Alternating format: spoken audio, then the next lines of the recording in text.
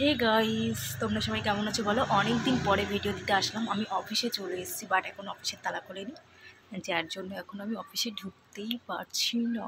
আসলে দিদি আসবে তারপরে তো ঢুকতে পারবো, সেটা বড় কথা নয়। বড় কথা হচ্ছে গিয়ে আমি এক সপ্তাহ ভিডিও দিইনি কেন, তার অনেক অনেক কারণ আছে, বাট সেটা আমি বলতে পারবো না। আজকে একটু রোদ উঠছে, অনেক ঠান্ডা পড়েছে। তো তোমরা সবাই কেমন আছে বলো। এবার থেকে আমি কন্টিনিউ ভিডিও দিতে পারবো আশা করছি। এক সপ্তাহ দিতে পারিনি, কিন্তু আজ থেকে হয়তো দিতে পারবো।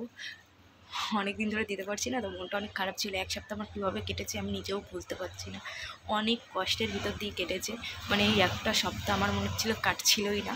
তো যাই হোক, সেটা কোনো কথা নয়। আবারও কপালে কি আছে জানি না, আমার কপালে না অনেক দুর্ভোগ লাগছে।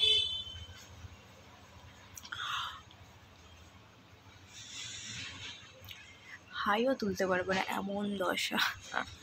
ইউটিউবে না অনেক গাইডলাইন্স আছে, যেগুলো রুলস ব্রেক করলেই খতম। তো আমার সঙ্গেও সেরকম কিছু হয়েছে। তো সেটা বলার কিছু নেই, এটা সবার সঙ্গেই হয়।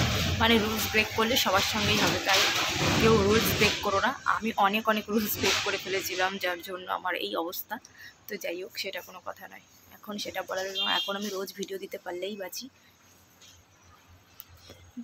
আর এখন কতক্ষণ বসে থাকবো জানি না।